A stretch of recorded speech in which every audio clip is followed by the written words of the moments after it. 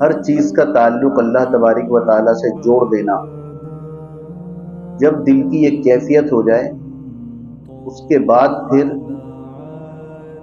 کچھ بھی برداشت کرنا مشکل نہیں ہوتا۔ لیکن چونکہ ہمارا تعلق، ہمارا قلب اللہ تبارک و تعالیٰ سے نہیں جڑا ہوا، اللہ سے اس کا تعلق وہ نہیں ہے جو ہونا چاہیے، اس وجہ سے ہمیں تکالیف ہوتی ہیں، دوسرے کی اذیت پہنچانے پہ رنج بھی ہوتا ہے، اور ہمارا اگر بس چلے تو ہم اس کا بدلہ بھی دیں۔ یہ جو آیت میں نے ابھی خطبے میں تلاوت کی ہے، آیت کا ایک جز، ایک بزرگ کے خادم انہیں وضو کروا رہے تھے، اور یہ بزرگ تابعین میں ہیں۔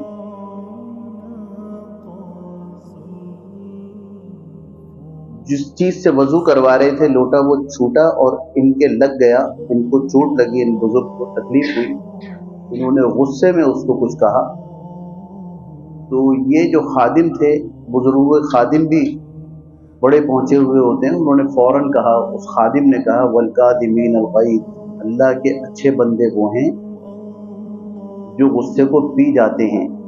انہوں نے فوراً کہا کظمت غیظی، میں نے پی لیا غصے کو۔ اس نے اگلی آیت کا جز پڑھا والعافین عن الناس، صرف غصہ نہیں پیتے۔ غصہ پینے کا مطلب یہ ہے کہ اس وقت آپ کو غصہ آیا، آپ نے کسی طریقے سے برداشت کر لیا، لیکن وہ بات دل میں رہ گئی، اور کچھ دن کے بعد پھر جب موقع ملا تو اس کو وہ بات کہہ دی کہ دیکھ میں نے فلاں وقت تیری اس غلطی کو برداشت کیا تھا، اس وقت تجھے معاف کر دیا تھا، یعنی دل سے وہ بات نہیں نکلی۔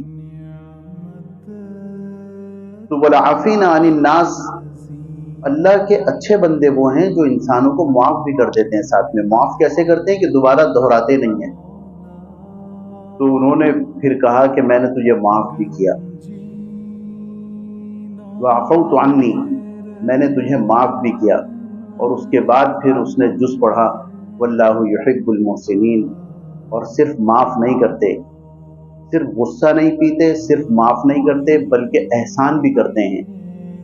انہوں نے احسان یہ کیا کہ اسے آزاد کر دیا۔ تو یہ ہیں وہ لوگ جن پر اللہ تعالیٰ کی آیات جب پڑھ کے سنائی جاتی ہیں تو ان کے دل کانپ جاتے ہیں، اور پھر یہ اس کے مطابق عمل کرتے ہیں۔ قد افلح من زکاہا، اپنے دل کو جس نے صاف کروا لیا وہ کامیاب ہو گیا۔ یہ تصویر کا ایک رخ ہے کہ جس نے اپنے دل کو صاف کروایا وہ کامیاب ہو گیا۔ دل کو صاف کروانا، قلب کو صاف کروانا، یہ اسی لیے ہے جب دل صاف ہوگا اس وقت انسان بڑی سے بڑی چیز کو، بڑے سے بڑے اپنے اوپر ظلم کو برداشت کر لے گا، اور اللہ تبارک و تعالیٰ سے اسے منسوب کر دے گا۔ لیکن جب دل بنا ہوا نہ ہو میرے دوستو تو پھر حالات خراب ہوتے ہیں، کسی کی ٹیڑھی بات برداشت نہیں ہوتی، اور جنت اتنی آسان نہیں ہے کہ جو کچھ کرتے رہیں بدلے بھی لیتے رہیں، جو کریں، جو جی میں آئے وہ کریں، اس کے بعد پھر ہم اس چیز کے بھی خواہاں رہیں کہ ہمیں جنت ملے گی۔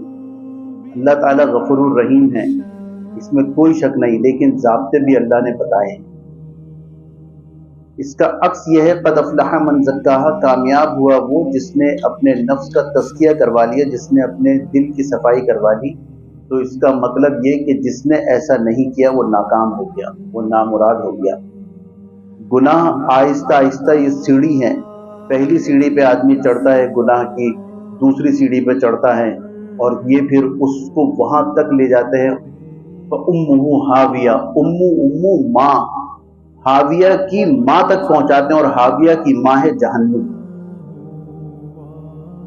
یہ گناہ وہاں تک انسان کو پہنچا دیتے ہیں، جہنم تک۔